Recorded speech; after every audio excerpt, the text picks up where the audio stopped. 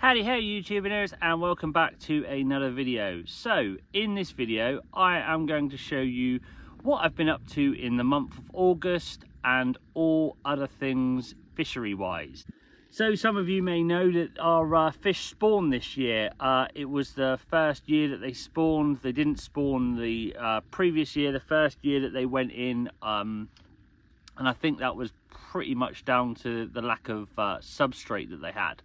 So yeah, this year they spawned, they did really well. We had absolutely millions of them. I did put in a number of perch, about 100 perch, but that hasn't really kept the numbers down, so I'll be looking to increase that over time. Unfortunately, as it goes, the number of predators that you have, it doesn't always cartel the problem that you can get from your small fish.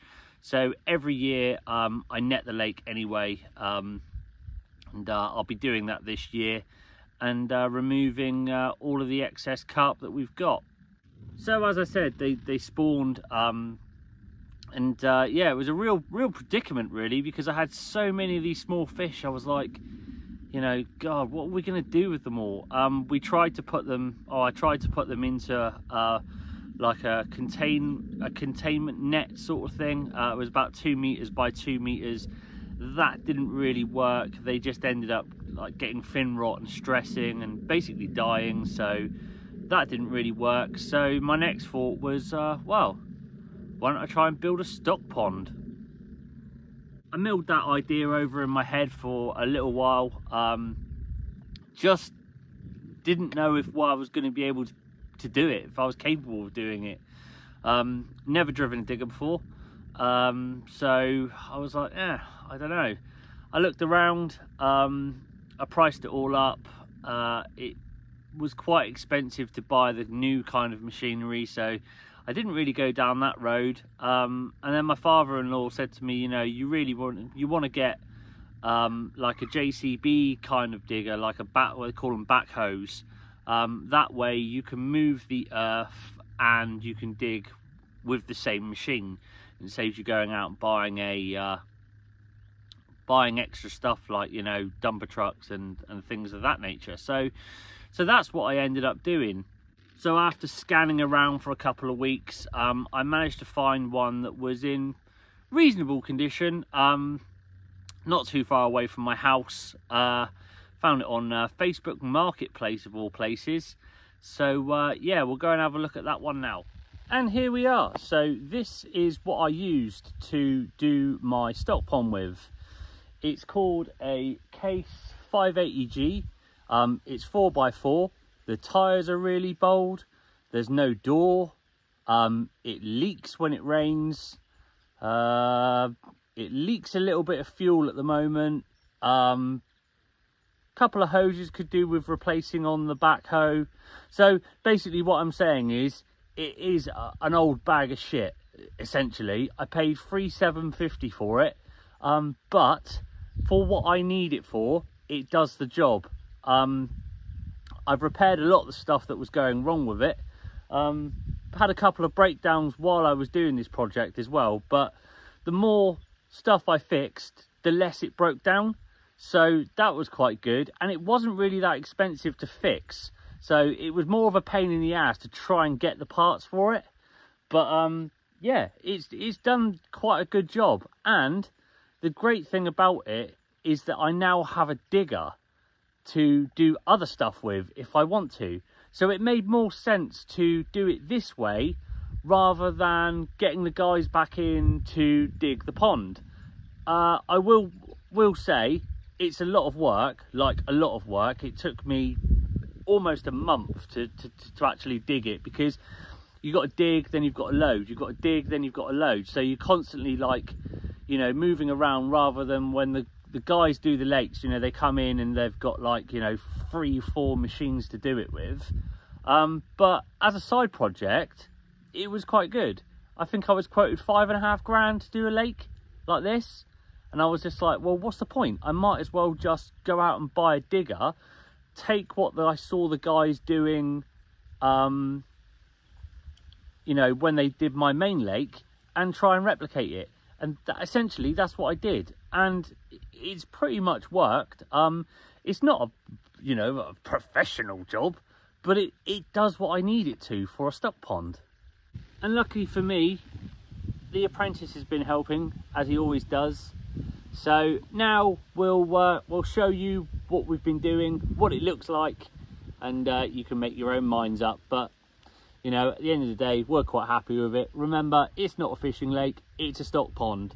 So it's not a pro job, but it does the job, doesn't it?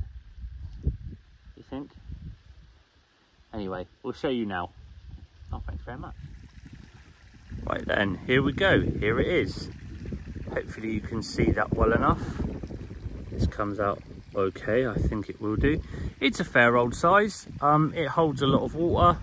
So I've dug it kind of like, this is like the dam wall area down the back here. We've got about 6 foot of water down around the dam wall. And then the further up the bank we come, the shallower it gets.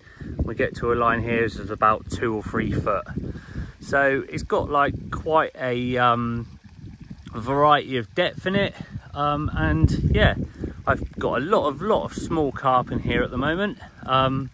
But the idea is to rear them on. We feed them every day, and yeah, just something else to have for the fishery. I mean, it's always got to be a plus sign to, you know, rear your own fish rather than buy them in.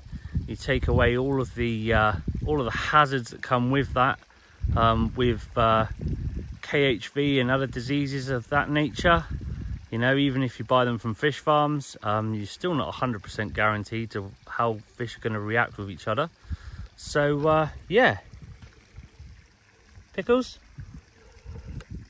Pickles? All in all, a good job. So, like I said, it's not a real professional job. All this will kind of like, you know, grow up. I've tried to get it as flat as I can. It's not 100% level, but, you know, it'll do what I need it to. It holds water really well.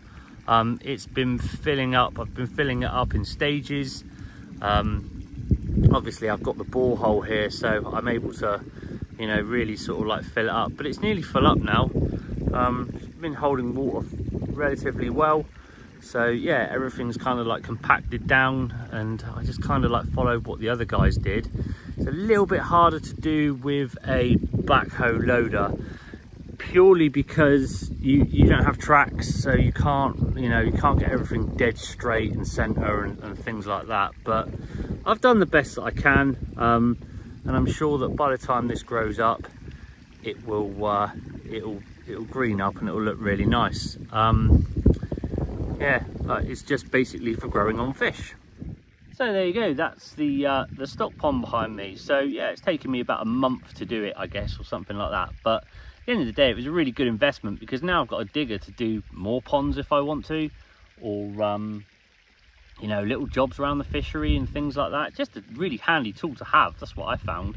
And now that it works properly, it's even better, because you know, I can do a proper service on it in the winter, replace a few more of the hoses that need doing, and yeah, turn it into something that is workable. I mean, it's workable now obviously because I've done this, but you know, without it breaking down and things like that. I've never driven a digger before either, so like getting used to it and trying to operate the backhoe side of it. I've driven tractors, that's not a problem, but it was the control to the backhoe, so the digger part of it was the main issue to get around. But I picked it up pretty quick. So you know, it's not 100% flat in here. You know, you probably have to drain it, but that's not going to be an issue either, because you know, I've got an overflow which is over there behind me, and yeah, we can just drain it out and then grade the fish. But I'm probably going to leave it for this winter, because the fish are probably only sort of like, you know, 5 to 7 centimeters, something like that. There are a few bigger ones, but they, you know, I think I'm going to leave them because I've taken them out during the summer months, and it's not an ideal kind of like situation really to be doing that. But you know, I had so many of them, I thought to myself, oh my god, if I don't do something, we're gonna have a real issue. But we'll net it during the winter anyway, and I may keep some of the bigger ones that we that we have. But for now, I'll show you some of the stamp of fish that we've got in the stock pond. So now that I'm back again, I'm going to show you what's going into the stock pond. I have my bucket here with a few fish in it. And yeah, these are the ones that we're kind of like stocking into the pond at the moment. Hopefully they behave themselves, but they are quite young and active. So there we go. Oh, straight back in the bucket. Let's try this one. Little common.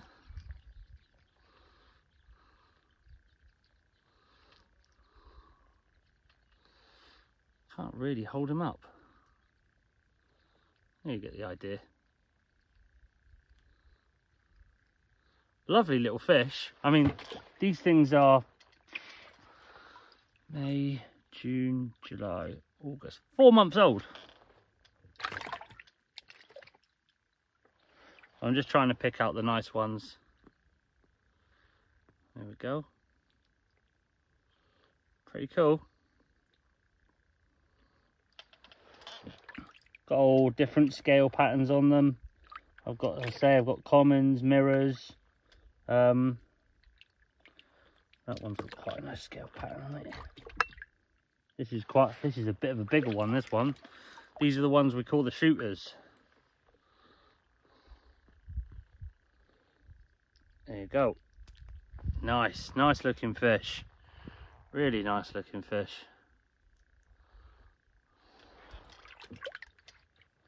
So yeah, the smaller one, little baby fully.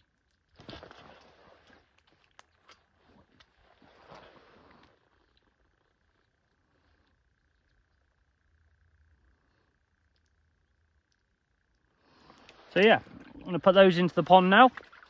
And yeah, see how they go in a year's time.